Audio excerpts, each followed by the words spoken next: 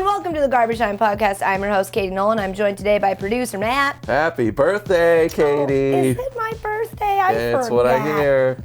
I almost said happy birthday, producer Dave. And producer Dave. Hey, yo, happy birthday. Hey, yo, thank you.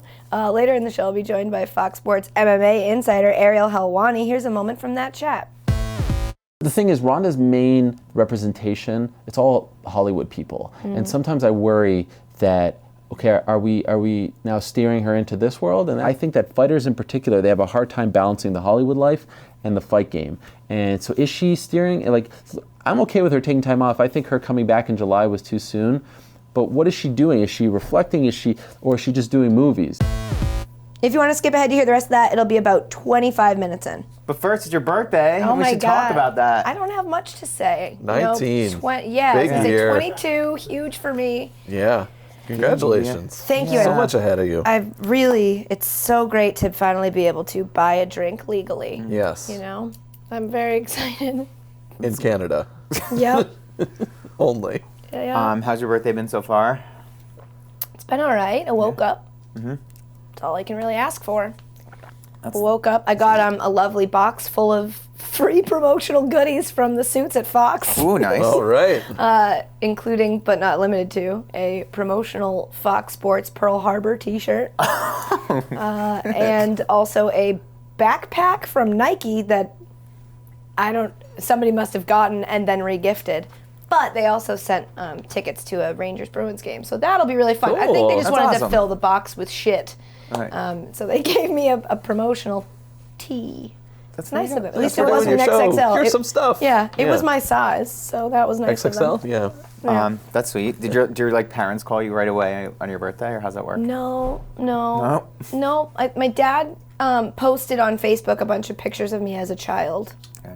And I think my mom might have texted me, but they don't call. Nobody calls anymore. Can you run through, I was sitting next to you while we were watching the show. Can you run through the process that your dad did with picking out photos? So my dad is a sweet and wonderful man. He's so great. And so my brother's birthday is January 23rd. And on my brother's birthday on Facebook, he posted like if you see this kid today, wish him a happy birthday and buy him a drink. Here's a look at Kevin through the years. And it was just a bunch of photos that if I were Kevin, I would have been like, why'd you fucking put those on the internet? And so a couple days ago, I got a text from my dad that said, now, Katie, it's very important that we have a conversation soon, and I'm being dead serious. He took it this seriously. He said, did you happen to see the post I did for your brother on his birthday? I said, yes, Dad, I did. It was very nice. Great job. Those were some pretty funny looking pictures. And he said, as is often the case, what I do for one, I like to do for the other. So I would like to put together a post of similar in nature for you. What a guy. But I am hesitant to do so because I understand that you are a public figure. And I was like, okay. I could be like, haha, Dad, like it's not that big of a deal. But then I remembered how embarrassed I'd be if some of those pictures of me that went out of my brother were on the internet. So I'm like, I will take advantage of this. So I was like, just email them to me and I'll approve of them. But then we ended up, you were with me last night, he emailed them to me and it was like 5 emails worth of pictures. And there were a couple bad ones, but it wasn't worth telling him, like, number 17, if you could remove that from the bunch. And then I was like, yeah, Dad, a couple are embarrassing, but you go ahead and post them. And he responded, I want to get the actual text. He responded, which are the embarrassing ones? I can take them out. Which numbers? Wow. He wanted the numbers. I said, no, Dad, it's okay. You can post them. I love you. Katie over the years, quite the slideshow. And I said, it escalates quickly. It's like boring, unemployed, Regis, like Wiz Khalifa, just like all these pictures. So yeah, that's a thing. And it was great. That's really awesome. Not much for pics in the middle years. I suppose those were the video years, he just said. And then he said, great magic show. So Mike Nolan watches Garbage Time, loves magic. Amazing. So.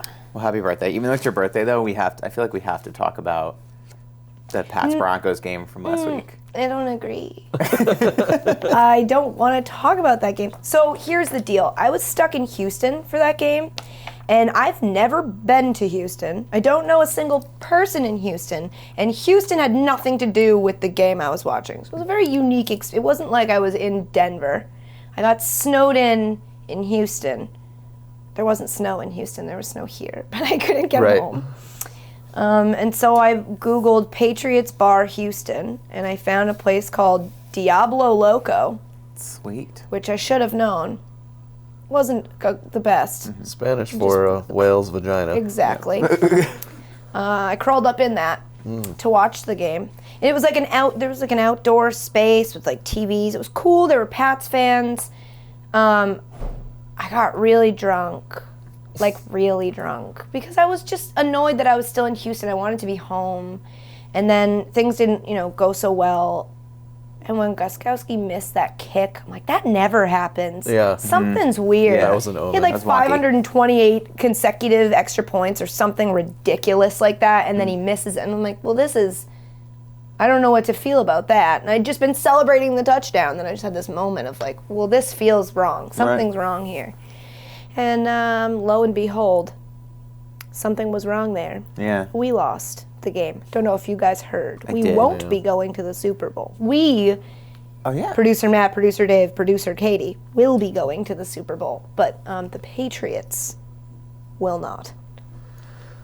We were feeling for you. I was. I was thinking of you. Were you? I mean, you certainly were, in terms of like missed kicks fucking up your life. Yeah. Yeah. Told him like, That's right. yeah. As a now- Vikings fan. Exactly. I'm like, oh, he fucking Blair Walshed it, and that sucks. In a less, like it fell on his shoulders in less of a way, but yeah, no, yeah. he did. But I'm not mad at him. He's great. He can't do, he's great. I am mad at Blair Walsh. No, you should I be. am. Yeah, Like yeah, I You know should be. he in theory is great, but See, the way to do it is to get blown out in the playoffs, and then you just Oh, yeah, then you feel skins. better Okay. about things. Genuinely, I would rather my team get blown out than like fight till the last second and then not be able to do it. It's like, oh Yeah. no. And yours yeah, is no. like win till the last second and then lose.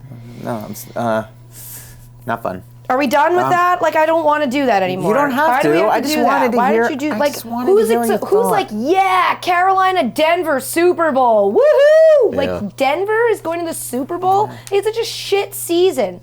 Fuck Denver. I am so upset. So you're officially rooting for the Panthers, right? Well, it's tough because remember the podcast last week when I took my stance on being annoyed by Cam, but like I can't root for Denver. But then CJ Anderson said that really nice thing about Brady, and so it's like you can't just be a dick. You can't just like let me hate you. You have to then go and like and be endearing. Fuck you, CJ Anderson. Now I'm coming around on you. Now I'm going to draft you again. And then you're going to suck again. Then at the end of next year, you're going to be like, I love Garbage Time, especially on TV. And then the next year, I'm going to draft you again. Stop doing this shit to me. It's a siren song. But yeah, from CJ Anderson. I guess I'm rooting for the Panthers. All right. Yeah, Hashtag Pats fans for Cam. love it. Hashtag Pats fans for Cam. In on that. That's a thing. It's a thing. I don't even say it confidently. I just don't want him to wear that stupid fucking shirt. Please don't wear that shirt to the Super Bowl, Cam. 'Cause don't make me root for Peyton Manning, because I'll do it. And I don't want to. But you should tell the people about what we're doing next week. Oh, did they not know yet? I don't know. Some people might. In case anybody doesn't know, next week, Garbage Time is going out to San Francisco to do our show. That's already exciting. Yeah. But then there's more. We're not only doing one show, we're going to do 5 shows. Oh yeah. Oh yeah. So to be clear, it's not like 5 of them on Wednesday. We're going to do one on Monday, one on Tuesday, one on Wednesday, one on Thursday, one on No, just kidding. One on Friday. They're going to be an hour long and they're going to be live. So it's literally the opposite of Garbage Time. It's not a half hour, it's an hour. It's not pre-taped, it's live. And it's not here, it's there. And it's not weekly, it's daily. So we're going to go completely out of our comfort zone and Get try ready. to make as much television as half of a season. Yeah. But it's going to be fun. We're going to have a blast. You got it. It's gonna be Either great. way, you should watch it just because everything's going to go wrong. And who doesn't love a TV show where everything goes wrong? And we're going to just fuck with it. I'm really excited. I Nothing's actually gonna would go love wrong. to tell the people what time we're on, but I have no idea. We're going to be on 6 o'clock Eastern every day. 6 There Eastern. you You go. hear that, O'Toole? That's huge. Oh, I'm not going to make my Super Bowl pick until next week because it doesn't make sense to do it now. Oh my God, I just realized we're going to do 5 shows for an hour live and also a podcast. When are we doing? We'll talk about it later. I don't want to deprive you guys of important gambling advice. That's so right. to stay true to form with this podcast, it's time to fade that pick. Fade that pick. These picks are being made by someone with absolutely zero gambling expertise, so if you choose to bet actual money on these picks, you're stupid and don't care about money because these picks are all probably going to be wrong. So definitely fade these picks. Here's how it works. My producers are going to give me some info on a matchup, and I'm going to make my pick. And I encourage you to take the opposite. This is all funny knowing what we're about to talk about. For me, you'll find it funny in a second. I encourage you to take the opposite of who I pick, also known as fading it, because I'm just winging it. Guys, what's our matchup? Well, Katie, only one matchup today. Okay. Because there's only one relevant competition going on in the world right now. Of course. And here it is. Kanye West versus Wiz Khalifa. Kanye -3. Yes. Yes, yes, There and it yes. is. So if anybody was not plugged into the internet yesterday, then you may not know that Kanye West and Wiz Khalifa got into some shit. Yeah. Now, the backstory here is that Kanye West changed the name of his album from Swish to Waves. Again, if you'd like to skip ahead to Ariel Helwani, you can feel free to do that. Swish to Waves. And so this set off a wave of reaction. I see what you did there. It was pretty, I'd hit you over the head with it. Yeah. Wiz Khalifa was mad because the wave, or like waviness or whatever, it belongs to Max B, another artist. It's like it's like a way that he sings or raps or something. I don't Okay, know as yeah. many facts as probably Wiz Khalifa does, but I'm giving you the basic rundown I'm here. learning a lot. This is good. Me too. I don't So know he all that. basically tweets out like, please don't take the wave, like you're not wavy. I'm being dead serious. Please take this seriously. Then Kanye tweets out, all respect to this Max B guy, #waves. And Wiz Khalifa quotes that tweet and says, yeah, aight. As in like, I don't think you're respecting him at all, but Right. okay. That sets it off. This is where the magic happens. Kanye goes off on a series of tweets that have since been deleted. If it's okay with everyone, I'd like to read them. Yes. Oh, for sure. I'm obviously not going to use the N word, so I'm going to skip past that word and just read you everything else he says. So, people must think I'm not petty because I'm the best that's ever made music. Coming in strong there, Kanye West. Yeah. We're starting hot. Like, that's yay, and I can put his wife's initials on my Twitter. There it is, I missed one. So Wiz Khalifa tweeted like, I'm gonna go hit that KK. He wrote, hit this KK and become yourself. Hit this KK and become yourself, which we all know means, no, nobody knows what that means. It doesn't make any Yes. sense. More on that later. But literally more on that later. So Kanye saw KK, obviously is married to Kim Kardashian. I mean, it's a thing I type when I'm being cute and want to say, all right, KK, see you later. So it could mean a lot of things, but Kanye assumed it's Kim Kardashian. So like, that's yay, and I can put his wife's initials on my Twitter, @Wiz Khalifa. It wasn't a subtweet, it went at him. Bro, first of all, you stole your whole, is it shit? It's blacked out on this thing. You stole your whole shit from Cudi, meaning Kid Cudi. Second, your first single was corny as shit. It's Fuck? Fuck, yep. I'm trying to guess, because I'm reading this on a censored website. Corny as fuck, and most thereafter. Third, no one I know has ever listened to one of your albums all the way through. That's low-key, I think, the best burn of this. He's like, my friend Skip, track 12. So, fourth, you let a stripper trap you. Is that Amber Rose? Are we going Amber Rose here? Is she a stripper? Or does she just... I dated her. P.S. It's his he ex-girlfriend. Also dated more her on that later. a lot. Yeah. More. More on that almost immediately after. Fifth, and I do appreciate you numbering them, Kanye, because it helped me know if I missed any. Fifth, I know you mad every time you look at your child that this girl got you for 18 years. He's quoting his own song Yeah, lyrics. he's recycling his own years. shit. Yeah. Sixth, now this one I need explained. Don't ever come out the side of your neck at me. Is this like a reference to like an alien being that would come out of your... Who comes out the side of their neck? Yeah, I don't know. I wish that I'm like, oh yeah, I know what he's talking about. It's like it's slang. I don't know. That's like the 500th most confusing thing to me about this. Seventh, I love this one. I am your OG and I will be respected as such. I am your OG, and I will be respected as. It's like what your parents say. I am your mother, and you will respect me. I am like your original gangster, and I will be respected as such. Now take out the trash and do your homework. Exactly. Eighth, I made it so we could wear tight jeans. Oh shit, we going fashion now. Like, you're welcome, Wiz Khalifa. If it weren't for me, you'd be in some Jinkos. So, Oh man. You'd be in some baggy pants. God ninth, forbid. me and Cuddy created this shit. Right. Kind of said the Cuddy thing already, We but could, okay. you could, that was kind of second, but you can ninth and second, whatever. Big winner in this is Cuddy. I know, When's the last right? time people were talking about him? 10th is it don't ever in your fucking life speak sideways about a person that's fighting for us. I do this for all of us. Oh. Okay. It's Jesus. What? 11th, I showed you respect as a man when I met you. I doubt that. Yeah. 12th, and here we go, everyone. 12th, you wouldn't have a child if it wasn't for me. Shit. 13th, you own waves. I own your child. It's getting real. I own your child with, I'm sorry, 5 exclamation points? I own your child. It is a very interesting leap of logic to think that because he was with Amber Rose and broke up with her, that he allowed Wiz Khalifa to have a child with Amber Rose. Like, if I didn't break up with Amber Rose, you wouldn't have a baby. So I therefore now, it's my baby, I own it. That's not how the world works. No. But it is how the world works in Kanye's brain, and that's amazing.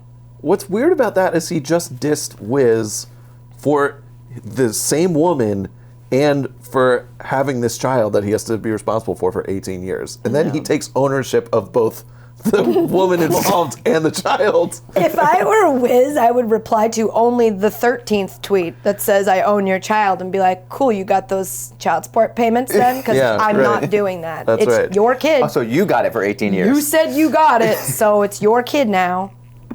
14th, it's called creativity. Hashtag you should try it someday. That's great. 15th, I tried to call you and you changed your number. Reversing Oh, course here, wow. maybe. Like, I'm kind of, just by the way, while we're having this conversation, I tried to call you and you changed your number. Please call me back. Love you. Bye. Yep. 16th, don't even hint at mentioning me, my family, or my wife. I am your OG. It's bringing it back to Great callbacks. Great respect callbacks. me as such. Yep. 17th, I think you dress cool. I wish I was skinny and tall. This is where this really took shape for I me. Yes. think you dress cool. I wish I was skinny and tall. It's like he's tweeting. It's like when you're texting someone that you just met or like that you're kind of a thing for and they're not responding and you're just, am I texting too much? I really like you. But listen, and you're sending too many texts and then you get down this wormhole where you say things like, I think you dress cool. I wish I was skinny and tall.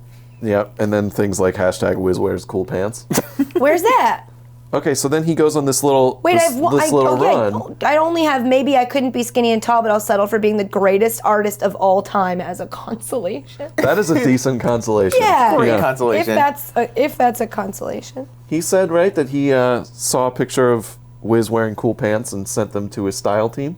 Yep, that's true. No. That's Yeah, How did that's I the miss thing. these? Oh, that's the thing. Yeah. There's two. You know what? Can There's we just too have a PSA? Like, if you're gonna go on a crazy rant, especially if that rant goes to Pants Town, like if we're gonna start talking about pants, please don't delete your Pants tweets Town. because it makes it really hard for me to go back and catch up. Like, we do our show on Wednesdays, and so I was doing show things and went down to film, checked my phone for the first time, and people were like, I hope you're going to talk about Kanye and Wiz. And I'm like, wait, what's everyone talking about? And by the time I went to look, they were deleted. Well, look, Matt just wants to because- hop off right now. Just because we're has talking stats. about something that's not football, Fade That Pick always has good stats. So I'm going to give you some good stats. Okay. Wiz Khalifa, 23.4 million Twitter followers. Well, so Kanye tweeted, is this what you're getting to? That No. after he tweeted all that stuff, Wiz lost 2 million followers. Was Wow. that true? I didn't fact I can't check. verify that. No, okay. sorry, we got to get our research on it. Wow, guys. Kanye West, 17.9 million Twitter followers. Wait, so Wiz has more? Yeah. No way. Yeah. Here's where this is for some context. At POTUS, President Obama, 6 million. Wow. Welcome to The America. difference between Kanye and Wiz is Obama. I never listened to Obama's album all the way through either. I skipped a lot of tracks. You know, I think Kanye can just do whatever the fuck he wants. I'm shocked that he has less Twitter followers than Wiz Khalifa. I like Wiz Khalifa. He's cool. I liked him and Amber together, and I'm sad that they're not a thing anymore. I like Amber Rose. She's great. I think she's great. Yeah. But Kanye, nothing will ever matter because Kanye is not of this world. Like, he doesn't, there's no consequence for him because he just lives in this world where, like, I am your OG and you must respect me as such is, like, crazy. funny, but he's being serious, or, like, it's a consolation that I'm the greatest artist of all time. Like, you really, truly believe that. So you can't lose if you don't see anybody else as even competing with. In his mind, he's always wins. Great point. And so no matter what, he's gonna win. Matt, what's your pick? Kanye. I think I can name one Wiz Khalifa song. Black Is it and Black Yellow. and Yellow? No, there's a bunch. There's That's that all one I that can do. Francesa was talking about with the kid on the Mike piano. Francesa knows more Wiz Yeah, Khalifa Charlie songs than Puth. I do. Yeah, don't sleep Charlie on Puth. that. Don't sleep on Puth. Yeah, don't sleep on the. Yeah. I like Wiz Don't sleep on the Khalifa. booth. I'm taking Wiz +3. Like, I'll take the points. What are the points? No, it's like the 3 points. I hate Kanye. Like, honestly, like I just can't stand him, and it's sad because How do you hate I Kanye? loved his He makes music. great music. Right. I can like his music and just hate him as a human being. So I'm gonna take Wiz. Yeah. All right. Everyone's really, really wondering where you're gonna go here. I'm gonna pick Kanye West -3. Fade that pick. SeatGeek. SeatGeek, you guys. Smart way to buy and sell tickets for live events. Did you know that? Know who knew that? Michelle Beadle knew that. Yeah. You can use it to find the best deals on tickets to NBA and NHL games, college basketball, and concerts. And if your NFL team is headed to the big game in San Francisco, you lucky duck, you'll want to hear about SeatGeek's latest offer. SeatGeek is a lot like Kayak or Expedia, but for sports and concert tickets. It pulls all the tickets available on other sites into one place to make comparison shopping easy. They also grade every ticket from 0 to 100 based on value, so you can quickly find the best deal within your budget. Best of all, SeatGeek always shows you the full price of each ticket up front, which means no surprise fees. Because surprises are fun, but surprise fees, not fun. If you look at tickets to the big game on StubHub, they tack on hundreds, even thousands of dollars in fees at checkout. So don't be fooled. Use SeatGeek instead. And here's your special big game offer, guys. All of my listeners can get a $20 rebate off their first SeatGeek purchase. But if you buy tickets to the big game on SeatGeek, after entering promo code Katie, SeatGeek will send you $100. $100. Here's how it works. Download the free SeatGeek app, go to the settings tab, and click add a promo code. Enter promo code Katie, that's Katie. SeatGeek will send you $20 after you've made your first ticket purchase, or like I said, $100 if you use SeatGeek to buy tickets to the big game. Download the free SeatGeek app right now. I'll wait. And enter promo code Katie. That's cool, $100 free. It's really Amazing sweet. It's offer. amazing. You can spend that on Yeah. like a beer at the Super Bowl. It's amazing. Earlier this week, guys, I sat down with MMA insider Ariel Helwani. We talked about his sometimes rocky relationship with Dana White, Ronda Rousey's SNL hosting performance. I got a little sidetracked with Selena Gomez, and CM Punk's upcoming UFC debut, and a little bit about Belle Biv DeVoe lyrics. It's relevant. It's fun. Take a listen. Ariel Helwani, hello. Hello. Thank you for being here. Pleasure. This Thank is you for very having me. exciting. Are you really excited? Yeah, of course I am. You went from Francesa, Woj, and then me. What a fall from grace. I don't know what From you're the talking penthouse about. to the outhouse. Have a little bit of self-respect. Fair enough. Name another MMA insider. I can name You a ton can't. of them. I can Well, name a but ton of most them. people can't. You're the guy. Thank you. Which, brings me to my first question. Sure. See that segue? What a great segue. Well done. Expertly You're a pro. done. What made you want to pursue a career in MMA as opposed to like any other sport? So I always wanted to be a sportscaster. I grew up in Montreal. Go Canadians. I think we won good here. The Winter Classic. Where's the we're all- Bruins? Oh, there it okay. is. Bring up the Yes. game. Played Yeah. outdoors. Let's talk about that game. Yeah. Anyway, with a goalie from Boston, mind you. Yep. You did do that. Anyway. I was there. Were you there? Did you go? Yeah, I did. Oh, was it fun? I wish I could. It was because I couldn't see. Okay. And I hear that if I had seen it, I would have had a horrible time because Where apparently were we you? lost. Anywhere you sit in Gillette when there's a hockey game is impossible to see. You're very far away. But I was up in the nosebleeds. Okay. I would love to go. I feel like it would be like a Winter Classic. I feel like that's a great. You got to do it Yeah, once. yeah. It's a really cool experience, like tailgating a hockey game. Yeah, it's really, yeah. really cool. Anyway, Anyway. enough about that. So I always wanted to be a sportscaster. I grew up in Montreal, and I remember being in the 9th grade reading Sports Illustrated, and Yeah. it was like one of those issues where it's the best schools for partying, for this, that, and the other. Best school for sportscasting, Syracuse University. So that's when I decided I wanted to go to SU, and I wanted to go to Newhouse. It's produced some of the best sportscasters of all time, in my opinion. Marv Albert, Bob Costas, two of my favorites. When I got there in 2001, everyone wanted to be the same thing. Everyone wanted to be the next Costas and Marv Albert. Everyone read that Sports Illustrated. Exactly. They all wanted to do baseball, basketball, football, the typical stuff. So I remember having a conversation with my parents, telling them in 10 years, I feel like mixed martial arts is going to be mainstream. And I'm just hoping that I could do enough work between now and then to where once this sport becomes big time, some executive in some office is going to be like, all right, I guess we have to be in the MMA business. Who's the guy? And I just want to force them to hire me. I'll force them to say there's only one guy. Okay, we're going to hire him. We don't know anything about him. We don't know if he's good, but let's go with that guy. So I had an MMA radio show in college and worked my way up. Now I took a detour along the way. I actually went in TV production. I worked at HBO Sports. I worked at Classic Now, which is a show on ESPN Classic at the time, hosted by Josh Elliott, who's now a bigwig on NBC. Am I allowed to say NBC? Yeah, you're allowed to say all right. fuck. You're allowed All right. to say Wow. anything you want. This is awesome. Anyway, so then I got to Spike TV in 2007, and I lasted a week there. I hated the job. I know I'm losing you here, but No, stick with you're me for a not. second. I'm curious why you lasted a week. Why'd you hate I it? hated it. It was not for me. It was very boring. They did nothing creative. And so I quit after a week. And my boss at the time said, you're making a huge mistake. You're unprofessional. You're going to live to regret this. We're keeping you here for a month until we find someone to replace you. But everyone hated me. I was like, persona non grata sitting in my cubicle. And that's when I decided this is the crossroads of my life. I started a blog called jerrypark.com, which is the original home of the Montreal Expos, my beloved Expos. And the site had nothing to do with baseball, but I was just surprised that no one had bought that URL of the stadium. So I was If nothing else, you'd sell it at the end absolutely, and maybe I make still some own money. it, so no one asked me 10 years later. But anyway, jerrypark.com, every morning I would post an interview with a fighter, and I said, I'm giving myself 6 months to get noticed. This is my chance to be an MMA journalist. I'm going to go for it.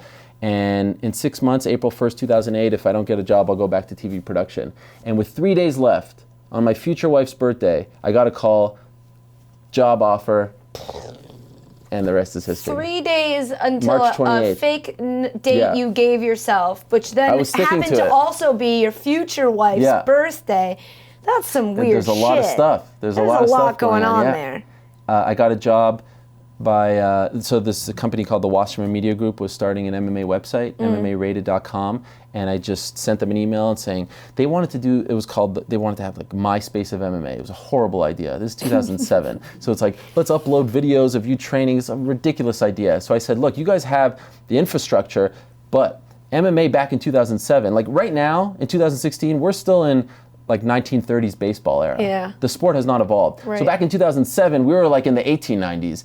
All the interviews were guys with camcorders walking up to fighters and just asking them questions like that. So I said, let me get a mic flag. Camcorders were huge in Huge, the yeah. 1890s. Not even iPhones. Yeah. Could you believe it? So anyway, I said, give me a mic flag. I'll wear a tie, a button-down shirt. Wow. I'll dress this, I'll be a little professional. Dress it up. Yeah, and people started to take to that. And from there, I worked at Versus.com, Versus TV, NBCSports.com, AOL, and now I work for SB Nation and also Fox Sports. The last thing you mentioned. Yes. The Well, most that's the big important one. of all Yes, of them. Save the best for last, yes. How did you said you were posting interviews every day with Every day, fighters yeah. when you were in your cubicle? Yeah. How did you have access to them? How did So you? this was my plan. So speaking of MySpace, Mm-hmm. there was no Twitter, no Facebook. I would send around 50 messages a day via MySpace. That was the big thing for fighters. They all had their own MySpace page, and it was the same shell of a message, just change it a little bit, and said, I'm doing this website. I'd love to interview you. And if I got 3 responses, I was happy because I had 3 interviews for the next 3 days. Just 1 interview a day because I wanted to show people. I love interviewing. That's my favorite thing in the world. If I could just interview people for the rest of my life, no matter where, I'm a happy guy. I don't care if there's 1 person watching or a million. I just love talking to people and asking questions. I've always been like that. Home Alone, you ever see the first Home Alone? In high school, they used to compare me to the kid who was in the van. He was saying, does this van have 4-wheel drive? Yeah. Does it have automatic brake? That was me. I would just ask 1,000 questions. And he's like, hit the road, kid. Bring me Isn't back that the something kid who French. eventually makes them forget? Yes, because they Kevin count and as, the- bring me you- back something French. yeah. So anyway, so I just love interviewing people, and I would get some responses, and over time, people, because the sport was so young, people started to recognize my name, and I would get follow-up interviews and build a Rolodex. And so once I actually got paid to do it, 6 months later, I had a pretty good group of phone numbers in my back pocket already. That's crazy. Like you really did self-start breaking Yeah. into MMA, but also you acknowledged, like you found it when it was kind of unknown. You really gambled on that. Yeah. Like, what if it didn't pay off? What if MMA didn't catch on? I actually, I sometimes when I actually think about it, I have a nervous breakdown just thinking about what if this didn't happen, Yeah, I mean, thank God it did. Thank God, right sport at the right time. If I would have tried to be an NBA or MLB reporter, it never would have happened. I'm fully aware of that. And I'm fully aware of the fact, or at least I think, even today, like I'm just lucky that I'm in this sport that for some reason hasn't quite exploded. I think it's mainstream. It hasn't exploded to the level, 30 million people aren't watching an MMA event. So I'm lucky that there's less competition. You're in at the ground level. Not so much. I mean, I think that there are people who are there before me, definitely. I mean, Well, there are but some I legends. mean, in relation to if it were to blow up and explode, I mean, you'd be one of the go-to guys. Hopefully, that was the plan. Funny enough, 10 years after I told my parents in 10 years, I got hired by Fox, 2011. Look at that. Isn't that crazy? Was it like to the date of your future wife's birthday? Or? No, but it 'Cause was I'm almost freaking like out to about the your date life. because it was end of August, and I told my parents in September, like when I was my first semester, I said, all right, this is the sport. And they know nothing. They're from Egypt and Lebanon, living in Montreal. They know nothing about mixed martial arts. And they said, go for it. Totally supportive. In fact, Wow. you were joking off camera about my show, The MMA Hour, which actually is 4 hours long. My mom every Monday sits with a bowl of popcorn and watches all 4 No hours. way. Yeah, every No single way. second. Yeah, the whole thing. So she can school a lot of people now in MMA because she watches everything. I my love biggest fan. that. Yeah. 4 hours Yes. of a show called MMA Hour. Yeah. See, we named it Garbage Time because it alludes to the fact it's going to take time. We're not going to tell you how much, just in case. Right, but right. you went right out of the gate and said MMA Hour, and then you just keep going for 3 extras. It was a gradual evolution. You should just And- rename it. No, because initially it was supposed to be 15 minutes. AOL, it was on AOL. Okay. And they said, just 15 minutes. I said, come on, my intro is not even going to be, it's going to be at least 20 minutes for the intro. So then they said, okay, an hour. Then it went to 90, then 2, and then I just jumped to 4. But there's a very popular show in Canada on the CBC called This Hour Has 22 Minutes. And that makes no sense. None. So I feel like, But at least it acknowledges how little sense it makes. but I acknowledge it. Just put a Z at the end of your name. no, It'll make it badass. MMA Hours. No, it's good. And you can like spray paint it on. I'm like animating it. I Yeah, love yeah. this. It's a good idea. You can have it for free. I get it. So you have like the original name, Yep. and then you it add goes the bzzz, And you All just right. see the spray painting. I'll think about and it. Just in this like vein of transparency and honesty. Sure. Yeah. It's just a what good people point. appreciate. Although I feel like people like the fact that this is 60. Wow, I'm actually getting more than 60 minutes. Like when they like download 4 it, times as yeah, much. it's a surprise. Yeah. And people never complain. Yeah. They ask for more. So I feel like weird, they right? listen to it over a week, and then when they're done, you get another one. Can you imagine if you only had 21 minutes and 20 seconds a week?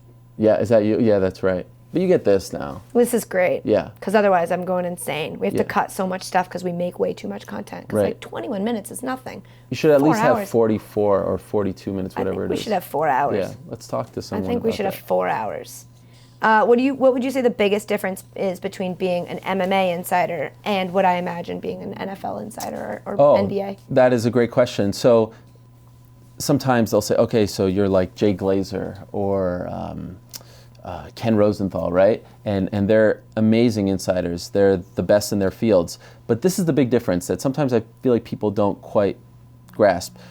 Those guys have 30 teams and 30 owners and 30 GMs and a whole bunch of players, and oh, by the way, a league office as well with all kinds of sources there to deal with. I have essentially one owner. Like when you're a UFC insider, and if you don't know the distinction and people get confused sometimes, like the UFC is just one organization. Right. MMA is the sport. UFC. I made this mistake in a tweet once. Yes, I remember that. You do remember yes, this? Kimbo Slice. For anyone who doesn't remember, Yes. it was a Bellator fight. Yes. And I meant to say MMA fight, and I said UFC, and like, whoa, everybody. It was a joke of a tweet, but because I used the wrong, what is it called when you take letters and put them together? Acronym. Yeah. Is that it? Yeah. I wonder. Yes. Okay. And then the whole world was like, you don't know that. It was like, Jesus. They are a sensitive bunch. Very passionate. And they're very protective of their baby. They're kind of like the fan base of a band that hasn't quite made it but is on the verge of making it. You know what I'm saying? I dated a guy in one of those bands, so yes, I know exactly what you're and talking they're like, about. you mainstream sports person, don't come over here and make that kind of rudimentary, mistake. And then mistake. immediately apologize for the mistake you made, and then still take a week of. But anyway, back to your story. So Yes. you were saying the difference between MMA and UFC. So they have the 30 GMs, 30 owns, all this stuff, and the league office. I have one owner essentially. You know, I have Dana White. Right. And I have no problem saying, like, they tell the fighters and the managers, don't leak stuff. Don't, like, people think that because I work for Fox, it's all served up to me on a silver platter. Wouldn't when I'm that on be UFC nice? tonight, they're like, oh yeah, the UFC told them that. I can't remember the last time that has happened to me. In fact, I feel like they almost make me work harder for it, and sometimes I get pushback because of it, because it's, you know, on the official channel and everything like that. So it's a little trickier. You know, thankfully you have people who confide in you. I mean, I think at the end of the day, journalism is all about relationships, and if people trust that you won't out them as a source, no one ever wants to talk on the record unless they're doing an interview. Like, no one wants to give you a scoop about an upcoming fight or something like that and go on there, because then they know they're going to get a call. That's just the nature of the business, and I get it from the UFC's perspective. They want to control the message. They want to announce the fights the way they want to announce them, give them to a partner here or newspaper there. That's how they do it. So it's a little different than those insiders. It's a little trickier. But I like to view myself as more than just an insider, because I host a show too, and I like to interview people, and that's just part of the gig as well. But it's definitely the beat, the MMA beat, the UFC beat is much more challenging, I think, than the NFL, MLB, NBA beat. Is that your goal for differentiating yourself from other people who cover the sport, is to have the side of you that also is just, because you're very personable, very Thank you. well-spoken and entertaining to listen to. Is that sort of the way you want to set yourself apart from everybody else? I don't know. I've always made. I've always wanted to be sort of a jack of all trades. In fact, I recently had the honor of pulling the trifecta on one of the FS1 broadcasts, because I've been the backstage reporter, I've been the host, Yep. and then I got to play analyst. You got to fight in a fight? Oh, No, that damn. actually Like, maybe that would've been maybe it's awesome. like a quadrilateral. Sure. I don't know. Yeah. Yep. So I didn't get to do that. But as far as like talent is concerned, I hate that word talent. When Me you say too. Talent. Me too. Because it always feels derogatory, even when it Yeah, isn't. the like, talent. oh, the talent is Yes, over there. Yeah. So anyway, I like to do it all in that regard. And you know, I'm prideful, and I'm very, very competitive. And there's good and bad there. I can't stop looking at Twitter, not for my own. Like, I don't know if you've noticed how many times my phone has buzzed in this time. And I was just it was like it's Yeah, yeah. lighting up. Yeah, Yeah. it's it just doesn't stop. Yeah. But I like that rush. It's a lot of fun. Speaking of Twitter, Yeah. you seem to have an up and down relationship with Dana White, UFC president, Yes. who actually, I imagine everybody who has any relationship with Dana White has up and down. It seems like what he's like as a person, though I don't really know him very Have you well. met him? I've met him one time. He was very, very nice to me. Okay. But also I gave him no reason not to be nice. Like, Yeah. He is a usually very personable guy. I usually give people a reason. Yes. I didn't have anything to say to Dana, so I'm sure he would dislike me, though, if I ever You said have a lot in common. something. Do we? We are both bald. This is a lovely wig. Okay. I pay good money for this wig. You wear it well. Talentwigs.com. That's where I got it from. Both proud Bostonians. Boston fans. Yes, yeah, yes. well, stop bringing it up. Okay, I'm just saying. Like I'm letting you sit on the couch. I'm just saying. Stop bringing it up. I was so close to wearing my Canadian sweatshirt, but I thought that'd be a little You too... wouldn't be allowed in the building, Yeah. and we would just make you leave. Okay. But back to Twitter and Dana White. Yes. Last month you were tweeting about UFC 197. Correct. Okay, because there's so many that the number are. could be off by 18. I Sure. wouldn't notice. You tweeted, as of now, talk is a Wow. couple big fights for 3-5, but nothing finalized just yet. Hopefully by this weekend. Until then, peace and love. Yes. Hashtag mystic. Okay. You want me to explain that to you? Or- Yes. Okay. Because Dana tweeted, Yes. you're full of shit and guilty of clickbaiting too. And it was Yes. like, whoa! Yes. Peace and love! Yes. What's happening? So that the peace and love was my nod to Ringo Starr, because he once came out with this video that Howard Stern made very famous, where he told people to stop sending him memorabilia to be signed. Okay. And he said, by October of such and such date, I will not be signing anything. Is that Peace your and love, Ringo peace Starr and love. impersonation? Because we Well, have someone on staff who does one, and it's kind of if you've never seen this video, it is an all-time classic. So that Okay. was my nod. Peace and love. I guess my sort of passive-aggressive nod to Ringo Starr. Peace and love, peace and love. It's a hilarious video. I watch it all. It's just amazing because he's being so serious, and he's very upset that people are sending him things to get signed. Anyway, earlier in the day, Dana White, who has this love-hate relationship with the media, said that we wrote a story on our site, MMAfighting.com, that was not true. I happened to be on vacation that day, and a colleague of mine from Brazil wrote the story, and I just retweeted it. I was on the beach with my little kids, and I retweeted it. It was very innocent. And then that created this whole firestorm. I see, and then when he writes to you on Twitter, you then get 1,000 Oh, yeah, I replies. bet. So I see a bunch of mentions, and I obviously know why. So I'm looking for his reply, and I see it, and he's saying that the media is, full of crap.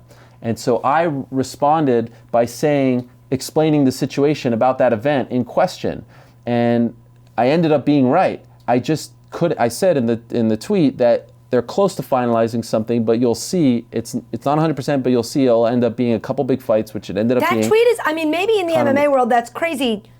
That tweet says nothing. Well, You just said that there were a couple big fights on March 5th, Right. but nothing is final. and then the hashtag Mystic is because Conor McGregor calls himself Mystic Mac. So that was a little wink okay, that Conor all McGregor was right. going to be. That was for the insider fans. Right. Or just casual. That was just me showing I don't know that. No, but no, like, that's fine. That you're not saying he is so mad. Look, like I said, they want to control the message, and I get it. Dana White actually told me, I've never told this story, he actually told me because when I first started the Fox job, there were times where I was like, I don't know. Because before I'd just been on my website, so what do I report? Do I screw your plans up and things like that? And I swear, and I don't know if he'll admit it now, but he did tell me this. He said, look, you're an insider. You're going to piss people off. That's your job. So just do it and deal with the consequences later. And I've always wanted to remind him of that conversation. I will say this about Dana, and you alluded to the fact that we've had a love-hate relationship. Maybe that's a little strong. Without him, there's no chance I'm sitting here. There's no chance anyone knows who I am. When I started and was super nervous, he gave me the time of day every single time I saw him. I remember UFC 97 in Montreal by chance. I waited in a huge line to interview him, my very first interview with him. I walk up and my microphone breaks. Oh no. And he couldn't have been nicer. And he said, go to the nearest store. I'll be here. Oh. Come back and we'll do it. I got in my car. There, thank God, was an audiovisual store not that far away from the Bell Center. I bought a new mic, came back, and he was there. Did it, and I was so nervous. I was shaking. This is freaking Dana White, the biggest star in the sport. UFC 112 in Abu Dhabi, the worst night of his tenure as UFC president. Anderson Silva acts crazy, ruins the main event. It's their first show in Abu Dhabi. They had just sold a piece of the company to the Sheikh in Abu Dhabi. It was a big deal, and Anderson Silva ruined it. I was the only North American journalist there, and he was so mad. I remember him going like this. He goes, I have a pain right here that I can't get rid of, because he was so embarrassed and so upset that the event had been ruined. I walked up to him and I said, you have 5 minutes, and he did the interview. He didn't have to do the interview. I got 1 million views on that YouTube clip because I was the only one there. Every single time he's had time for me. When deep down he's pissed at me, when he has, so this is not, I don't take this personal. I mean, we're coming from two different places. Right. I'm the journalist, he's the promoter. It's supposed to be contentious. Yeah, I told him a long time ago I want to be the Cosell to your Ali.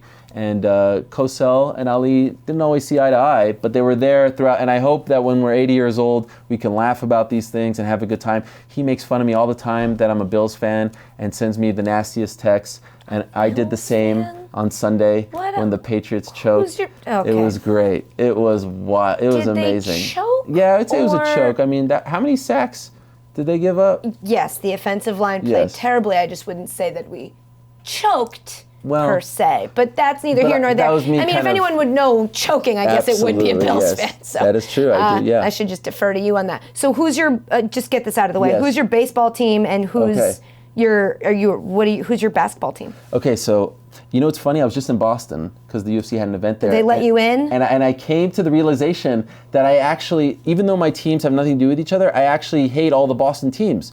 Oh, just like everybody else in America. No, but look.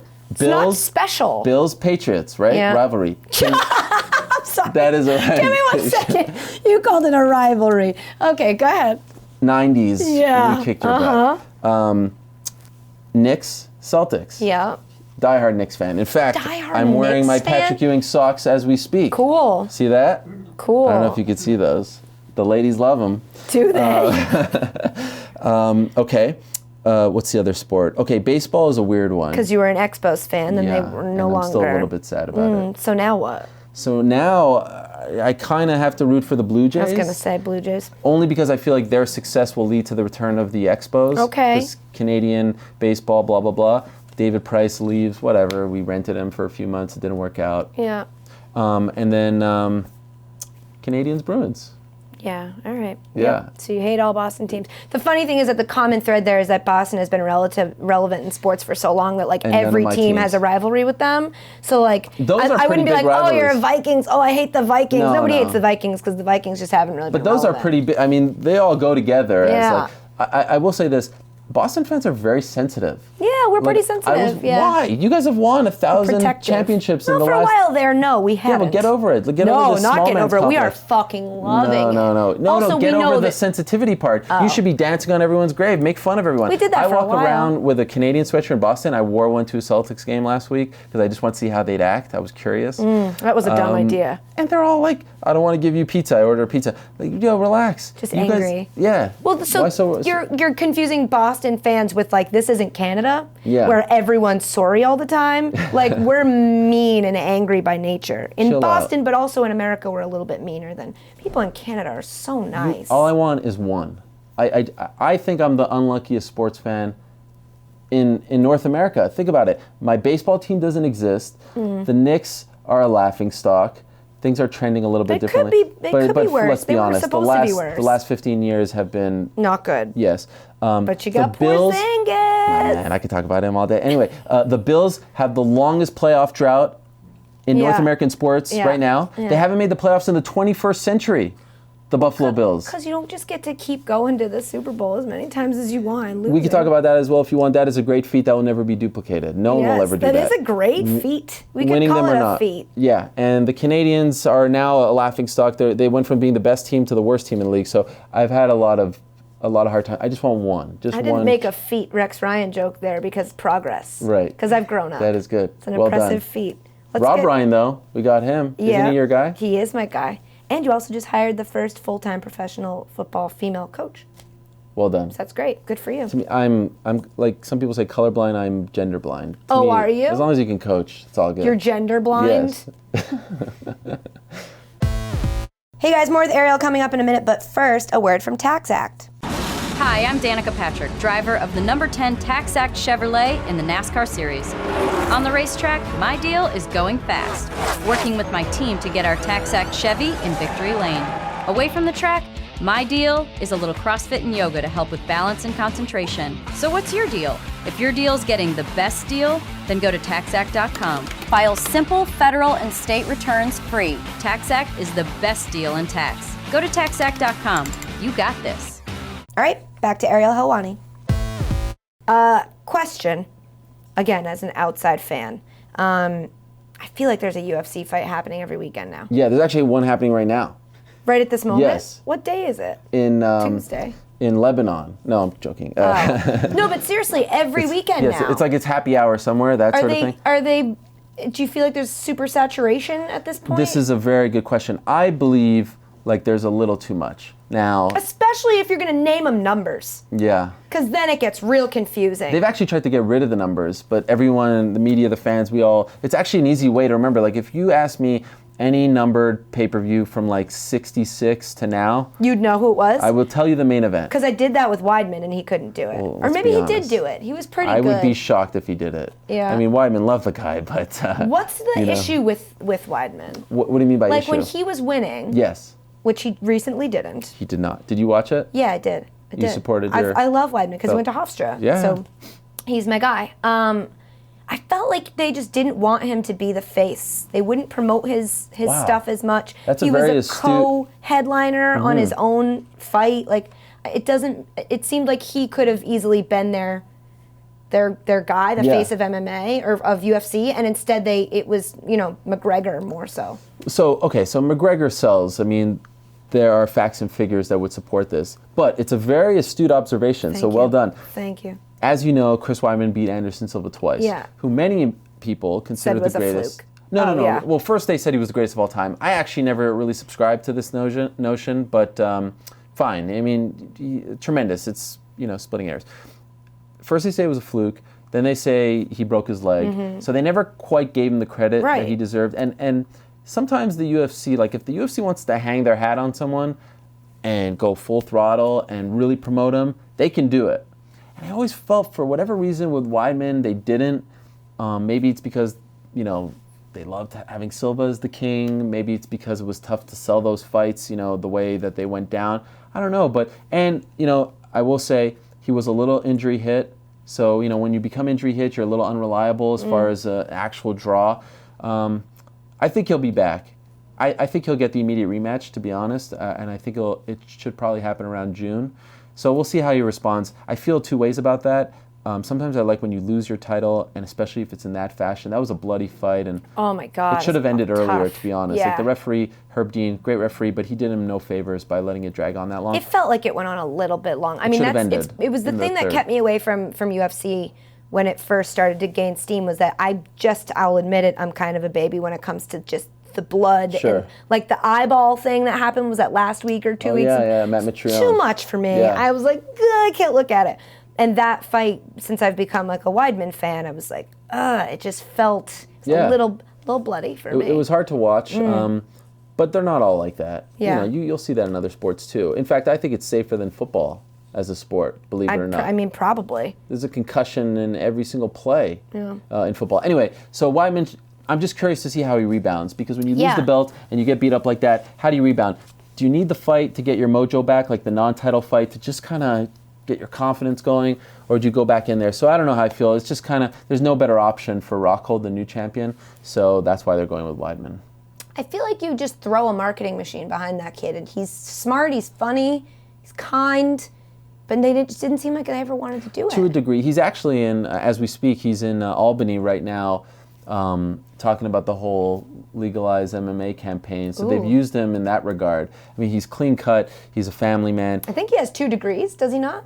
Yeah. Yeah, he paid good money for those. Yeah. He has an amazing story with Hurricane Sandy. Yeah. I don't know if you know about that. No. He before one of his fights, Maybe. right before he became champion, Hurricane Sandy wiped out his house on Long Island, and he, like going into the Anderson fight, he's living in his parents' basement. Had to go move in with his parents with 2 kids. I actually went to his house 2 days after Sandy, and he took me on a tour. It was shocking to see what had happened. I mean, I couldn't believe it, and he took videos of it. So he's been through a lot. Yeah. He really has. I think he'll be back. He's from a great team, great coach. He's a tough-minded guy. I spoke to him recently, and he said, he had a great spin on it all, saying it was the best thing to happen to him. Like, his take was, I was a pitcher, in the midst of a no-hitter, and I didn't want to change certain things. And now that I got the loss, it allows me to change it up. Yeah. Speaking of a loss, Yep. Rousey. Yep. A lot of people were shocked by that loss. Yes. Were you? Okay, so I'm not going to pretend like I was picking Like you that. called it. Yeah. In hindsight, we all kind of feel stupid for not seeing it coming. because of who Holly is. She's such a great fighter, and she has such a great background in boxing and all that. But I didn't think that would go down. There were some hints along the way. There was a lot of stuff going on in Ronda's life. And then at the weigh-ins, I don't know if you ever saw the weigh-in for that fight. Yeah. She started to I don't know what was going on, but she started accusing Holly of being fake and saying, I'm going to show you and all this stuff. And that was the last indication that something was just off here. So, yeah, that was shocking. I had the privilege of being there in Melbourne, and it was something I'll never forget, seeing that. It was a crazy turn of events. Crazy, to say the least. I know that she needs time to heal, and she can't fight again right now. But what do you think about her focus? People are talking about that a lot with her hosting SNL. And did you see it?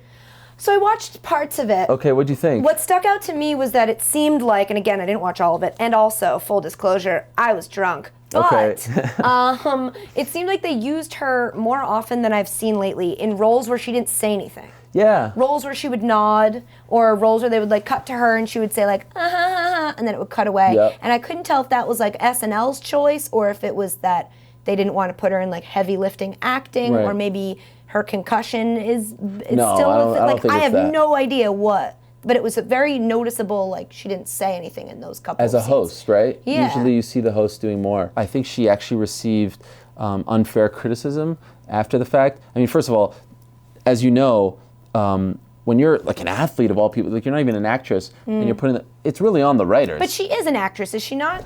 I mean, yeah, she was in Entourage for a second. And that's great acting. Yes. Entourage, everyone on that is a great Fast actor. and Furious Shout out for Kevin Connolly. 4 seconds, and then The Expendables, the second one. Yeah. She has a couple of other movies coming out, but I don't know if I'd consider her an actress just yet. So I feel like it's on the writers.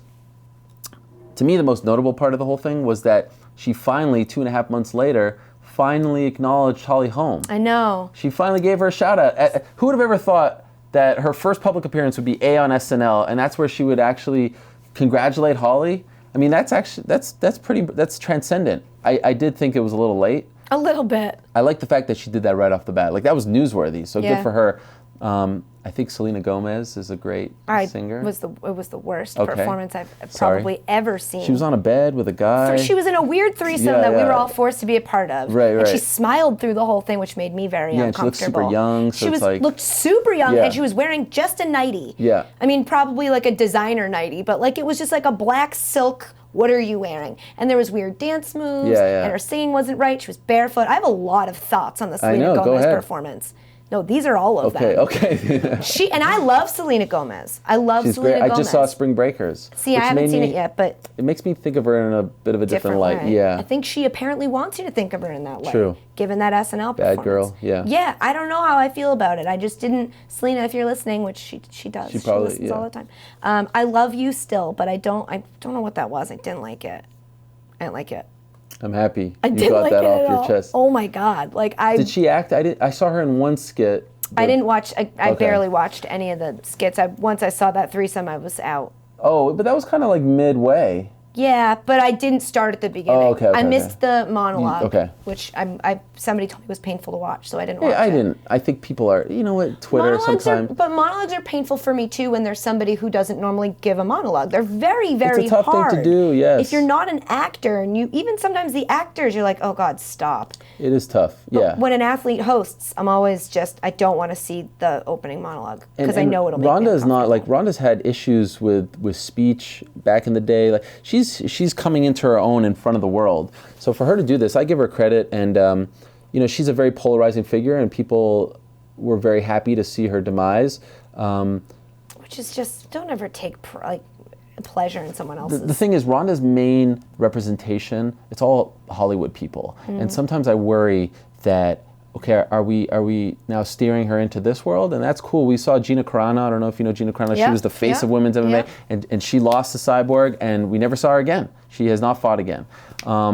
And then, I think most famously, Lennox Lewis, when he was the heavyweight champion of the world, he was filming Ocean's 12. And he was fighting a guy named Hasim Rahman in South Africa. And he hardly trained for the fight because he was doing the movie. Went in there and got knocked out in a couple rounds. I think that fighters in particular, they have a hard time balancing the Hollywood life and the fight game. And so is she steering? I'm okay with her taking time off. I think her coming back in July was too soon. But what is she doing? Is she reflecting?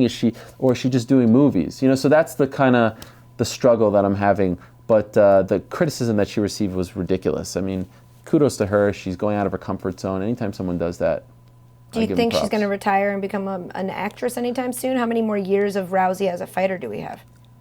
She's always said not that many to begin with. I don't know if this changes things. I think anyone expecting to see her before November is fooling themselves. I wouldn't be surprised if it's November, December, maybe even bleeds into 2017. The idea that she was going to come back in July was, I mean, it was the UFC needs her because July is UFC 200. That's a big show. But I think it was wishful thinking. Is it a big show because it's 200? Absolutely. Or, okay. I didn't know if it was just like no, UFC 208 is a big show as well. Well, you know, the round number. Yeah. UFC 100, up until this point, the highest selling pay-per-view in UFC history, 1.7 million. When was that? That was in July of 2009. That was Brock Lesnar against Frank Mir 2. GSP was on the card as well. And so it's a special card because A, they stacked the deck, and it's going to be at the new Las Vegas Arena on the Strip, 20,000 people, T-Mobile Arena, where they're trying to have a hockey team there. And B, people are just drawn to UFC 200. It just sounds cool, so that's why they're going to make it into a big deal. CM Punk. Yes. Making his UFC debut fairly soon. Yes. How do you feel about that? So I think he's going to debut in the June, July range. I have absolutely no problem with him fighting. I do think in hindsight, they should have announced it differently. So how they announced it was in December of 2014, so 13 months ago, they brought him out on pay-per-view and said, CM Punk is coming, and he's going to make his MMA debut. His UFC debut is going to come in 2015. And when he was doing all the interviews, he didn't have a lot of answers for our questions. Where are you training? What weight class? He didn't have an answer for where are you training? Yeah. He had yet to find his team. Will your name be CM Punk? All these questions that we were asking, and that's a legitimate question. His real name is Phil Brooks. What's your name? Yeah. Where are you gonna fight? Now, no, I will say full disclosure. I actually am friendly with him because I always thought he was just a wrestler guy, and I got to meet him a few times, and he brought me to his house to do interviews. I never thought he would become a UFC fighter. Right. So it's kind of like it's a topic I'm very sensitive towards because he would always tell me I'm going to fight, and I would always be like, oh, I've heard this before, pro wrestler guy wants to fight, and now lo and behold, he's actually going to do it. So I just wish that they would have done, for his sake, announce it when he's like 4 months out. So, because now people think that he's a joke. Even Hulk Hogan tweeted about it. He's had a rivalry with him for years, being like, when is he going to fight? So now everyone's thinking that it was all a PR stunt. He is going to fight. He suffered a very serious shoulder injury over the summer. Yeah. Almost needed surgery. He avoided it, thankfully for him. He's been training in Milwaukee with a great team, Rufus Sport. And in fact, next weekend, UFC 196, this guy named Mickey Gall, who is 1-0, Dana White has a new reality show called Looking for a Fight, which airs on their streaming service called UFC Fight Pass. And he went to one of basically he goes to these local shows finding young talent. Right. This kid wins his debut, goes on the mic and says, Dana White, I want CM Punk. And so Dana's like, ooh, I like this. So they sign him to fight on the prelims next weekend in Vegas, Super Bowl weekend, against another guy from Houston named Mike Jackson. And if Mickey Gall wins this fight, he's going to fight CM Punk in the summer. And is he fighting as CM Punk, or is he will going be by fighting what's his as name? CM Phil? Punk. Phil Brooks. Phil Brooks. It's just such like a Yeah. not even close to what he looks like now. He should fight as CM Punk. That's his name. Kimbo know. Slice is not his real name. Yeah. People call him Rampage no, Jackson. Kimbo Yeah. Slice, not his real name. Yes, it's Kevin Ferguson. Wow, shut Yeah, up. yeah. This would be a fun game. Rampage is not his real name. Shogun Hua. I don't believe you when you say so things so like that. people get upset. They're like, oh, what if Jay-Z was signed by the Knicks to be their point guard? Could you imagine the outrage is the same thing? And it's not the same thing. Not the same because thing. there's 15 players on the Knicks roster. They can't go over 15. Yeah. CM Punk's not taking anyone's spot. Exactly. In fact, he's adding another spot by this other kid who wouldn't be in the UFC now at 1-0. Fighting him. So he's adding a spot. He's bringing more awareness. It's going to be a bigger deal when he fights. And also pro wrestling and MMA fighting have more of a skills overlap than rapping and basketball. Like Fair enough. Rick Ross can't play basketball. Fair enough. He doesn't ever have to exercise. A wrestler he's in Well, great Brock shape. Lesnar did it. Yeah. But Brock Lesnar was a Didn't he go national back champion. and forth? Who was the one who went back and forth? Ken Shamrock. But CM Punk doesn't have like a wrestling background, an amateur wrestling background. He's done a little jiu-jitsu, doesn't have a karate background. So he's really coming in fresh. Like he has no, and I give him a lot of credit. He's putting himself out there. He doesn't need this. The guy has made a lot of money. He does not need this. And look, the UFC offered him the deal. He didn't beg them. He was willing to move up the ranks and do it on his own. It just so happens that 2014 wasn't a great year for the UFC financially, so they thought they needed this jolt. Why not? But man, don't talk to MMA fans about it. You know how they got on you? They hate it. That's crazy to me. Because they think, okay, the UFC is the major leagues, it's the Super Bowl of MMA. But that's honestly like a 2008 way of thinking. 2016 UFC is much different. They're their own farm system as well. And just because a 1-0 guy is fighting on the prelims of a card, that doesn't mean that the main event guy, whoever it may be, champion, is any less of a fighter. You know what I mean? Now it's more like boxing, to where the card kind of moves up as far as how good you are. Back in the day, they were just stacked because there was only 8 of them a year. Right. Now there's 45. So it's a much different thing. They have to build talent and things like that. Get over it. There's 1,000 fights this year. You don't like that one? Don't watch it. Don't watch it. Yeah. There's a fight every weekend. There's one right now, like you said, in Lebanon.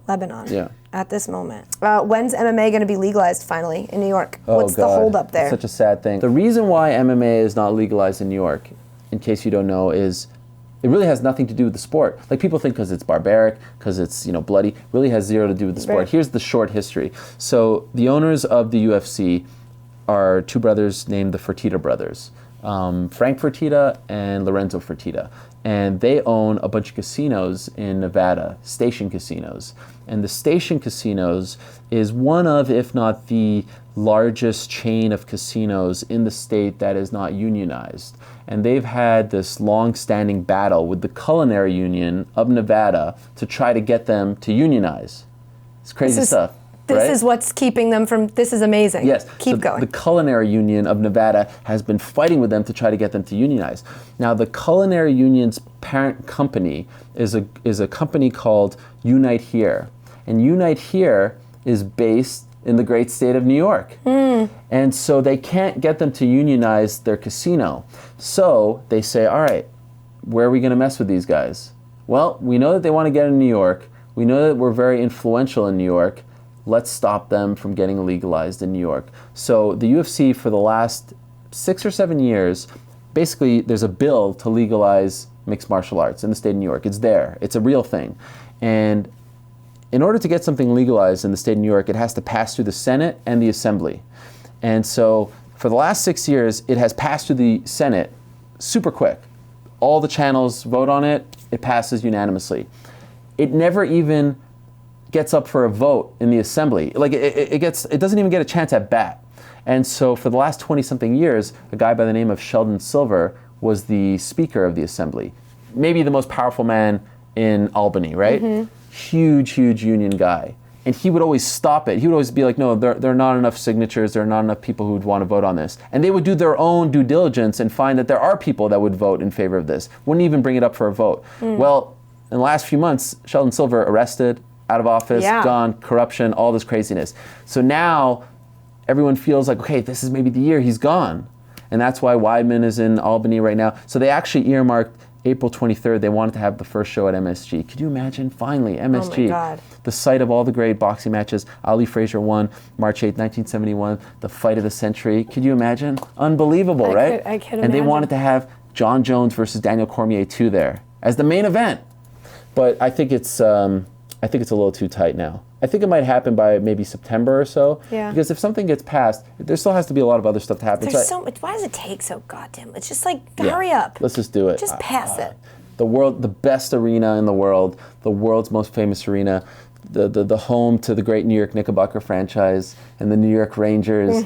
That should be the home of mixed martial arts. And the Barclays Center too. I got love for Brooklyn. I used to live there. Syracuse, they could go to the Carrier Dome and sell that thing out. It is asinine that the state of New York is actually saying no to revenue. This is revenue. Bring it in. Millions of dollars would be generated.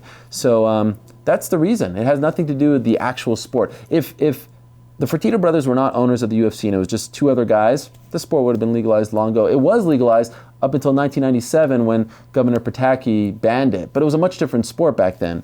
There were no rules. There were no weight classes. It was just pretty much like a free-for-all. Yeah. So. Before you go, we got to do the garbage 10. Yes. Okay, you ready for it? Yes. All right, here we go. What was your first AOL screen name? Okay, true story. I never had one because in Canada, AOL is America Online. So I was an MSN guy. What was your MSN screen name? The MTL, the MTL franchise 33, the first radio show. Wow, that, how many characters are you allowed to have on that? Well, a few. I don't know how many that is, but my first radio show that I was on, Yeah. it was called In the Ring, CFMB 1280 in Montreal, and they nicknamed me the franchise because they said I was the future and all this stuff. Aww. Steve Francis stole it from me. Oh, He heard the yeah, show. that's right. Yeah, That's Stevie definitely what franchise. happened. And so I was the MTL franchise 33, Patrick Ewing. I was gonna say, My Larry guy. Bird. Yeah, right here. Rancher blue cheese. Blue cheese. What's the first concert you ever went to? It was Belle Biv DeVoe in Montreal. No. Respect. Poison. You know when they go, miss her, kiss her, love her, Yeah. and then he says something under his breath? Yeah, what does he say? So I went to Syracuse, as I've mentioned, and the story there is miss her, kiss her, love her, Rob Moore, you're dead. That girl is What? Rob Moore, a former NFL player. Everyone thinks that because he stole, I think, Michael Bivens' girlfriend. Listen to the song. I don't know if you want to pull it up, but he says it clear as day. Miss her, kiss her, love her, Rob Moore, you're dead. That girl is poised. I've always wondered what he says there. And Rob Moore was a Syracuse wide receiver, played on the Cardinals, and so that's what I've always believed. But yes, Wow. it was Belle Biv DeVoe and Boyz II Men. How about Wait, that? it really was Boyz II Yes, Men? I swear. Oh, what an awesome concert. Yes, Montreal Forum. Oh my God, that would be the best concert. What was yours? It's Britney Spears. Wow. So it's like 98? yeah, I don't know. It was when she was dating Justin Timberlake. Oh, wow. That was your first concert. Yeah, I don't want to Okay. talk about it. Who's your favorite superhero? My favorite superhero. You know, I've never been a big superhero guy. I'm going to go, you know who I did like as a kid? Who? Mighty Mouse. That's a great answer. I love Mighty Mouse. Does that count? Yep. You know, there's a fighter named Mighty Mouse Johnson, I did the know flyweight that. champion, Of course because he I looks did. like Mighty Mouse. He with sure the ears. I always love Mighty Mouse, and the theme song is tremendous. It's a good one. Is that the best one so far for this? That's a really good answer. Okay, A lot not of the people just say best. Superman or Batman. Yeah, I that's haven't gotten boring. any weird ones. Mighty Mouse. Do you put ketchup on top of your fries or on the side? Absolutely, on top and on the side. Smother them. It's like a big Can't explosion. get enough ketchup. Oh God. I have the ketchup as the dish. Yeah. And the Oh fries yeah, on the ketchup side. chips. Isn't that a Canadian Ketchup thing? chips are incredible. Yeah, we don't have that You never down had- here. What's your guilty pleasure television show? Like you don't want people to know that you watch it, but you definitely enjoy it. I'm very proud of all my television shows. Now that I have 2 kids, I really don't have time to watch anything other than MMA and the Knicks these days. But I was a huge Hills fan. Love the Hills. I did too. Actually, no, I'm lying. I love Laguna Beach. I wasn't a Hills fan. I didn't like Laguna Beach as much as the Hills. And you know, it's a fun thing. In my later life, I came to learn that both Spencer and Heidi are big MMA fans, and we follow each other on Twitter and sometimes talk about Whoa. MMA. Are Spidey. they still a thing? They are a real thing. Yeah, Yeah. they seem to be very happily married. I've sometimes tried to ask subtle things about LC, like what she's doing. Yeah. I really like the ending. I know some people didn't like it, but it blew me away. Like that What was one of the was great it? endings in TV history. You don't remember the ending? I didn't Do you watch remember The the ending? Hills. I mean, they walked off and then they pretended like the whole thing was a set. Oh wow. Remember that? I think I the do end, vaguely remember that. they were in a car and then they just moved a set and then they all gave each other high fives and I was like, was that whole thing fake? It was one of the Pretty great good way to endings. like absolve yourself of any guilt for anything that It happened was on wonderful. your reality show over It was the wonderful. course So of years. I'll say the Hills now. Okay. Do you floss your teeth before or after you brush? Definitely after. Does anyone do it before? As in- Yeah, really? a lot of people. Are Because then you want to supposed brush again and get all the stuff out. Oh, I might have to change. No, I mean don't do you, man. Whatever, no judgment here. Respect. What do you do? Why do you always get it? So I brush, just like a preliminary brush, then I floss, and then I brush like a real one. Wow. Psychopath. How long does that take? Well, I only floss like once a year, so it doesn't take all Oh. that much time. And what's your guilty pleasure? I have to give you the answers to my own Yeah. questions. Nashville. Is that on CBS? ABC. Okay, never heard of it. It's Currently, really you watch bad. Well, so I was watching season 2, like with it, and I think season 3 started, and I just didn't catch it because I was busy, making my own television Sure. program. But I've got to catch back up with it because I love Connie Britton. Mm-hmm. Anyway, is a hot dog a sandwich? it? No. Good. ridiculous. What was the last movie you saw in the movie theater? Okay. I went 4 years without going to a movie in a theater, and then I just broke the streak in the summer because I saw Inside Out with my son. Yeah. And then I just took him to see the Good Dinosaur as well. But prior to that, I knocked because it was really impossible. For some reason, my wife and I aren't the kind that we like. Maybe it's a bad thing. We don't get babysitters. We don't really do a lot of alone not a bad time. thing. We just like to always be with them. That's so really cute. We couldn't go to movies. Last question. You're about to be put to death. What's your final meal? Entree, dessert, and beverage.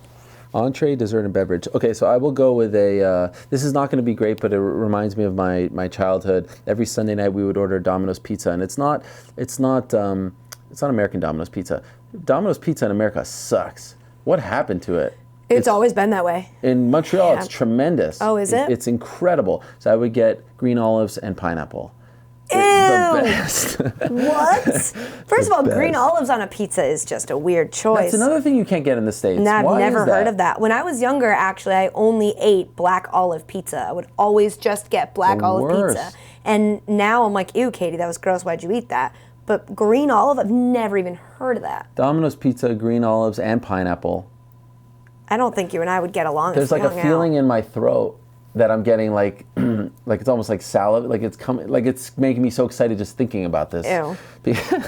Maybe that was TMI. Dessert, my mom's tiramisu, amazing. Okay. You know what that is, of course. Yes, of course. And drink. Why does your mom make good? You said tiramisu. Egypt and Lebanon. Yeah, yeah, yeah. Why does your mom make really good tiramisu? Another astute observation on your part. Very into cooking Italian food, my mom, for some Okay. strange reason. Lasagnas and things like that, but also an amazing Mediterranean cook as well. But tiramisu was her thing. And then drink, I'll go with, I don't drink soft drinks, but since I'm going out, why not a cream soda? Since I'm going Yeah. out, like since I'll be dead soon. Yeah, why not? Cream soda. You're gonna Yeah. live a little. Yeah. We're done. That's all I That's had. it? All Thank right. you for coming here. Thank you, and congratulations on all your success. Thanks again to Ariel Helwani. That was fun. He's really smart. Awesome, dude. I could just listen to him talk forever. He makes me like genuinely want to get more interested in MMA, which is exactly what like UFC should want. Exactly. He's great at it. All right, Dave. It's time for junk mail. You've got junk mail. Today's junk mail questions comes from Sneakers O'Toole. Really? Who's Sneakers O'Toole? Did he sneaker himself into this podcast? Sneakers O'Toole asks, how do you feel about getting happy birthday messages on Facebook from people you haven't seen since 8th grade? You know, it's weird, right? Because, like, what weirds me out is when I get a message from somebody I haven't seen since 8th grade or high school, whatever, and it's just like, HBD. Like, okay, why bother? How much time did that save? Like, and also, what did you, like, oh, I'm going to write on Katie's wall for her birthday. Happy birthday, period. Like, did that help anybody? Like, did that add anything? That didn't make me go, ooh, I love my birthday. I'm having so much fun. Thank God that this stranger, who is at this point a stranger, Yeah. wrote HBD on my wall. Okay. I like if it's like, hey, Katie, I haven't seen you in so long. Like, congratulations on everything or Right. whatever. Happy birthday. Hope you have a great day. That's kind of like, oh, cool. It was really nice of that person. But I think there are people who just, it's like a personal policy when they see today's birthdays, they're like, click, HBD, click, HBD, click. It's like, what are you doing? You're just trying to remain relevant? Yeah, like a little blip? I agree, and it like angers me when I someone. love things Dave gets irrationally angry about. It angers Dave with me no when Facebook. someone. I'm not on Facebook anymore. When I used to be on Facebook, when like the kid, This guy. when like a kid that like. Not only had I not seen in 8th grade, but we weren't friends in middle school. In fact, like you were a dick to me. But then you're like, oh, and then it's like, hey, happy birthday, Dave. And it's like, no. Just because we're like grown up and like supposed to be mature now, I'm supposed to be like, oh, cool, that asshole wished me a happy birthday. And Well, like, it what actually did this like guy pisses me do? off. Like, what did No, he like do to you? nothing in particular. It's just like we weren't friends. Yeah. Like it's like you know, fucking didn't pick me when we were, playing roller hockey, and then and now I'm just Like supposed we're to bringing old I'm wounds. supposed to forget that and be like, oh, it's okay because it's 20 years later, so it's cool now that he wait- wished me a happy birthday. So what you're saying then is it's not okay 20 years later that guy didn't pick you for roller hockey? No, it's not. It wasn't cool then, and I'm not going to be like, it's cool now because you wrote HBD on my birthday. I feel like people might not know this about Dave. Dave, his hot take-o-meter, he can go from 0 to 100 like that. Immediately. That was a scorcher. Immediately. Oh my lord, I loved that.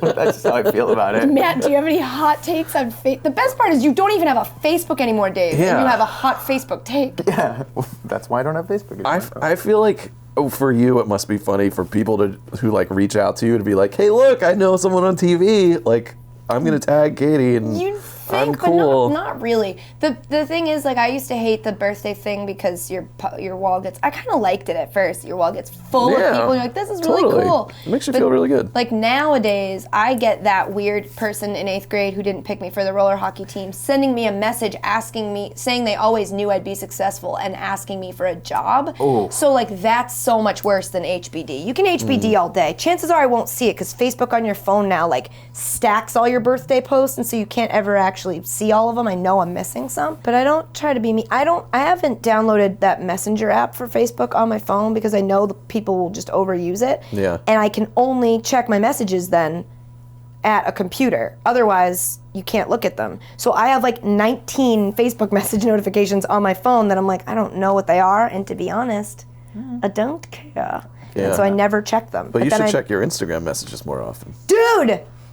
Was that a segue? Yeah, Dude, that was a great really segue. good segue. We had Jermaine Dupri come by to do a pre-tape for something this week, and he was talking about Instagram, and he was like, what's your Instagram name? Because I'll tag you in one of these things. And then I was telling one of his people, like, yeah, now that Instagram has direct messaging, like, anytime I go into my direct messages, it's like a mess, so I don't do it that often. And I go in there to, like, prove my point, and there's a message from fucking Snoop Dogg. What? Like, verified account Snoop Dogg asking me to be on his show that he has that taped the day before because I didn't see it because I don't check my Instagram messages, and now I know I missed a chance to be on Snoop Dogg's show. What even is Snoop Dogg's show? It was like Turf Talk or something. I don't remember what it was called. That would be the Turfed fastest Up? yes in the history of God. the earth. I like what? What? Why did you Instagram message? That is not the most effective way to get a hold of me. 90 better ways to get in touch with you, probably. Turfed up with Snoop Dogg and Katie Nolan, and I missed it, and What I'll could have never. been? I'm gonna I'll never regret know. that forever. What Devastated. could have been? I think, real quick, do we have time for a Bachelor update, Dave? Oh my God! Hit me with it. Real quick, JoJo and Lauren H. both still alive. Yes. Yeah. Boom. I saw someone's power rankings the other day on Twitter. I don't know who it was. This isn't a very good fact, but they had JoJo power ranked first. Ooh, I think that's a little generous. I think it's because JoJo had a one-on-one last week. How'd it go? It went great. First of all, it took her for Hot air balloon? Was it a hot air balloon ride? Oh, it's pretty close. Helicopter ride. Oh, something Ariel. Yeah, every week it's like I Ariel have something. Helwani. I have something really special planned for us. We're going in a helicopter, and none of the girls are like, "Yo, dude, you took that last bitch in a Yeah, helicopter." this is the opposite of special. Do you know what special means? But yeah, it went really well, and they made out, which is cool. And Lauren You're H. allowed to do that? He's You're allowed to making make out with everyone, though. Oh, for sure, including. That I didn't know about The Bachelor. He makes out with everybody. That is so. All of them. All Why of would you them. do that? Because you need to know if the chemistry's there. Or you just love kissing on the mouth. That's true. This week, and also, so big week for JoJo. Also, Lauren H., who had kind of been like in the background, big week for her too. They made out, but their makeout scene was awkward because they did this thing with like Terry Faber. Because it was on Terry TV and they Fader. barely know each other? Because he just made out with 7 other girls directly before right. they made out? Is that why it was And 10 awkward, million Dave? people saw that? Okay. But they did a thing with Terry Fader, who a I supposed to know who puppeteer. that is? He's like a ventriloquist. I'm sorry. Did you just name a puppeteer and think we'd go, oh, Terry Fader? No, I'm going to explain. They were in Vegas. They did a thing with him. And like, so then Lauren H. and Ben were having a moment where there was a Ben puppet that they gave him, and he was talking to Lauren No, through the did Ben they puppet. kiss puppet? And she's like, "Hey, so can I?" He asked the puppet, asked Lauren H., "Can I get a kiss?" And then Lauren H. like fake kisses the puppet, and then Ben is like, No, "Maybe you could give the other Ben a kiss," and then they kiss, and it was so fucking lame. Oh my God. Hate this. So they're trapped. Puppet kissing? Yep. Ew. Also, one more thing, because I'm sure everyone's dying to know. Let's do it. So there were 2 twins on the show who both listed their occupation as twin. And, I remember, yep. And he sent one of them home this week. He sent Haley home. Emily stayed. Oh, that happened already? Yeah, well, basically, oh my God, they're I really in wanted Vegas. to see that. They're in Vegas, where the girls are from, and they go to their mother's house because he decides that he needs to get rid of one of them and wants them to like be in like a warm environment. Because when you're it in happens. Vegas, you got to split on your 8s. Ooh, Is that a thing? that's good. Is Yeah, that a you thing always I play just 8s said? and 8s. I don't know if they're 8s. So he's like, with their mom and their dogs there. That was good. With their mom and their dogs there, he's like, Haley, I'm sorry, I have to send you home. And then everyone's crying, and him and Emily make out in the limo on the way back. What? Boom. Boom. That was the craziest thing to me. He kisses all of them a lot. Like, Have you started hard. watching it now for the sake of this podcast? I catch like 15 minutes. Of a 3-hour show. Yeah, that's all I need. I did so see long. one in a wedding dress this week, and it was like, whoa, is this the finale? Why was she in a wedding dress? Yeah, I'm glad you asked. This was Becca, and they did a thing where, a really awkward moment where they have her in a wedding dress, and they go into one of those chapels in Vegas, and he gets down on one knee, and he's like, Becca, will you marry some other people with me today? And then the date was that people that were actually getting married in Vegas at this chapel, like he got ordained so he could perform the weddings. And Becca stood by his side as it happened. He took someone on a date to watch him marry people? Yeah. Guess what happened at the end of it? They made out. They did. Oh my God. Oh my God. too good. I have to start watching this show. For sure. It just takes so much time. Can you Yeah. watch it at 2 times the speed? Oh, that'd be nice. That would be nice. Yeah. Okay, guys, that's it. We'll be back next week with a Super Bowl edition Yes. of the podcast from San Francisco. Be sure to subscribe on iTunes and rate it and leave a comment. But again, only if it's 5 stars and only if it's a positive comment, because we're wearing hats. Or listen on SoundCloud, Stitcher, and now Google Play. Cool. Yeah. You sneak that in there. You didn't even tell me. Yeah, man. Let's have some cake over the fact that we're now on Google Play. Heck yeah. Big thanks to Ariel Helwani and to all of you for listening, and to producer Matt and to producer Dave Thanks, and to Katie. Sneakers O'Toole. Okay, guys, bye. Love you. Mean it.